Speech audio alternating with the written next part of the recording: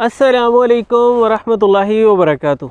निकले तो हम किसी और काम में, और ये एक बड़ा ख़ूबसूरत सा आप जो दरख्त देख रहे हैं, ये मेरे लिए पहला ही मौका है ज़िंदगी में कि मैं इतना ख़ूबसूरत नज़ारा देख रहा हूँ। ये बोर्ड का दरख्त है और इसकी ख़ास बात जो पहले सिर्फ़ मैंने पढ़ी ही थी, आज देखने का मौका मिला है कि अल्लाह पाक ने ऐसी इसमें कुदरत रखी है। इसकी जो रीश होती है, दाढ़ी होती है, वो ज़मीन में जहाँ टकराती है, बढ़ते बढ़ते ज़मीन तक पहुँचती है तो तने की सूरत इख्तियार कर लेती है। ये देखें आप, ये अब्बू जी जिसके पास खड़े हैं, ये अब प्रॉपर तना बन गया है, दरख्त की सूरत इख्तियार कर गया। और ये थी क्या, इसकी दाढ़ी। अब जी ਇਹਦਾ मेन तना कित्थे करके होएगा भला? मेन तना बहुत अगे जाके उत्थे विच। हाँ जी, ठीक है। हाँ जी, कि इस टहने दे उत्तों दाढ़ी निकली है जी ठीक है। इसी तरह दाढ़ी निकली और जमीन च लग के ते ओ मजबूत तना बन गया है, जबरदस्त। हालांकि जेड़े तने थानी दाढ़ी आई वो बरीक जे है, वो बरीक रह गया। इत्थे तना लग के ते अगों फिर दरख्त दी मनेंदी बन गया। माशाल्लाह। ये अल्लाह ताला की कुदरत, अल्लाह रब्बुल इज़्ज़त ने ऐसा पोटेंशियल रखा है इसकी रीश के अंदर। हम बोर्ड के तफसीली फ़वाइद पे वीडियो बना चुके हैं, मैं उसका लिंक भी आपको डिस्क्रिप्शन में दूंगा, लेकिन वो छोटा सा बोर्ड था। तो कुछ फ़वाइद इंशाल्लाह आज की वीडियो में भी मैं ज़िक्र करूँगा। तो ये खूबसूरती मुझे बहुत मुतासिर कर रही थी।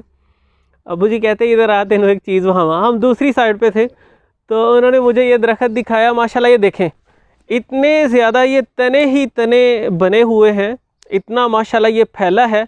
इसका जो मरकज़ी मेन तना है, हमें वो तलाश भी करने में बड़ी दिक्कत आएगी कि पता नहीं कौन सा मरकजी तना है। जी ठीक है। बुनियादी बूटा है, यानी यह पौधा है ही है। हाँ जी ठीक है। दो टहने ने ऐस रुख करके जी ठीक है। बाकी सारा जड़ा ना वो दाढ़ी दा ही बन गया। दाढ़ी का ये देखें, इधर भी साथ ये भी तना बना हुआ, और वो सामने ये भी ना, वो सारा चारों अतराफ में। और ये पता नहीं कितना फैलता जाएगा जब तक कोई इसके लिए रुकावटें पैदा नहीं करेगा। ये देखें तना।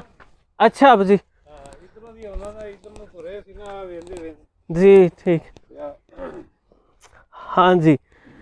अच्छा, इसका मिजाज ना बोर्ड का होता है सर्द खुश्क। बे औलादी के अक्सर नुस्खा जात में इसे इस्तेमाल करते हैं। ये देखें, ये सारे तने ही तने बनते जा रहे हैं माशाल्लाह। ये भी तना बन गया और प्रॉपर दरख्त की सूरत माशाल्लाह इख्तियार करता जा रहा है, और दूर तक ये फैलता जा रहा है। तो इसका मिजाज सर्द खुश्क होता है। बे औलादी के नुस्खों में इसे इस्तेमाल करते हैं ज़्यादातर। इसकी दाढ़ी जो है ना, वो जरियान, एहतलाम, सूरत इंजाल, ज़कावत हिस्स वगैरह के केसेस में इस्तेमाल करते हैं जी। चल तस्वीर ला। अच्छा अब जी हुण पहले वीडियो ही बनन दईए तो कैमरा अब जी तस्वीर खिंचने वाला बात फिर अगे विच लग जाएगी जी ठीक। अच्छा, इसकी दाढ़ी को जरियान, एहतलाम, सूरत इंजाल वगैरह के केसेस में इस्तेमाल करते हैं। अब जी ज़रा वंड करे केड़ा हिस्सा इस्तेमाल करीदा है।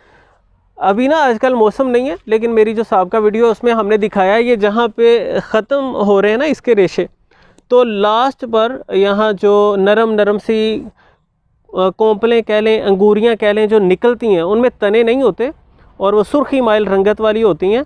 इस तरह से बड़ी नरमी से टूट जाती है। ये भी टूट रही है बड़ी नरमी से, लेकिन जो फ्रेश इसकी अंगूरियाँ निकलती हैं सुर्खी माइल रंगत वाली, उन्हें खुश्क करके पीस के पाउडर बना के, तो साथ शक्कर वगैरह बराबर वज़न में मिला के, वो आधा चम्मच सुबह शाम खाया जाता है जरियान, एहतलाम, सूरत इंजाल, ज़कावत हिस्स वगैरह के केसेस में। इसी तरह बोर्ड का दूध बकसरत इस्तेमाल किया जाता है बवासीर वगैरह की सूरत में, जरियान, एहतलाम की, सूरत इंजाल की सूरत में।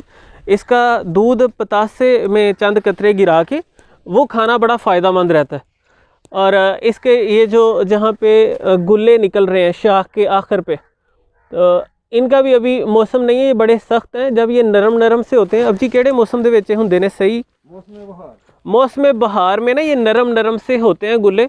इन्हें खुश्क करके तो पीस कर पाउडर बना के शक्कर वगैरह, शक्कर शामिल करके ये इस्तेमाल करते हैं। ये किसी ने तोड़े हुए हैं यहाँ से, शक्कर साथ बराबर वज़न में मिला के ये आधा चम्मच सुबह शाम खाया जा सकता है। ये बदन को कुव्वत देता है, तवानाइयों को बहाल करता है, और नौजवानों के मोस्टली जो मसाइल होते हैं उन्हें ख़त्म करते हैं। तो इसकी जो दाढ़ी है उसे पीस कर उसका ज़मात भी किया जा सकता है पिस्तानों पर, उन्हें सख्त करने के लिए।